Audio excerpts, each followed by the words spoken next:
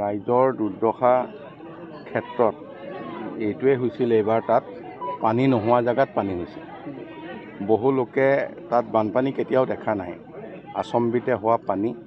গতিকে সকলোৰে কাৰণে এইটো এটা প্ৰথম হৈছে। গতিকে প্ৰশাসনে যথেষ্টখিনি কালি কাম কৰিছে।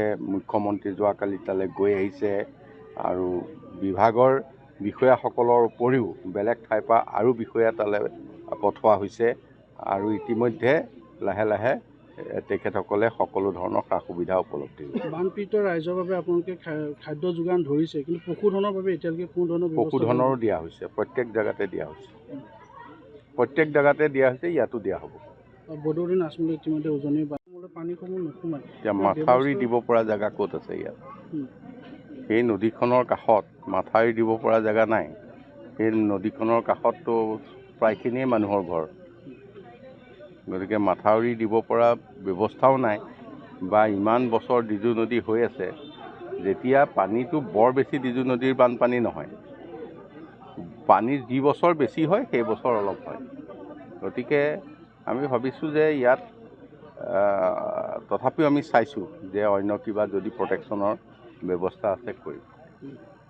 ইয়াত কেইবাখনো বাঁহৰ দলং আছে, ৰাইজে আপোনালোকে যোগাযোগ কৰিছে, সেই দলংকেইখনো কিবা এটা ব্যৱস্থা কৰাৰ কিবা পৰিকল্পনা কৰিছে নেকি? বাঁহৰ দলং আপোনালোকে দেখি আহিছে নহয়, বাঁহৰ দলং তাত ইঘৰৰ পৰা সিঘৰলৈ যাব লগা দলং সেইকেইখন। তাততো বাঁহৰ দলঙৰ মূৰত ইফালে এটা ৰাস্তা সিফালে এটা ৰাস্তাটো দেখা নাই আপোনালোকে। গতিকে সেই দলংবিলাক যেতিয়া দলং এখন নতুনকৈ বনাব লাগিব, এটা ৰাস্তাত প্ৰথম লাগিব। ৰাস্তাটোৰ ইমূৰৰ পৰা সিমূৰলৈহে মানে দলং হ'ব।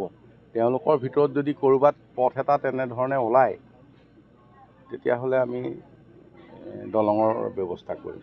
উজনিত বানপানী যিকোনো খবৰৰ বাবে যোগাযোগ কৰক আমাৰ এই নম্বৰত 9181 307 221।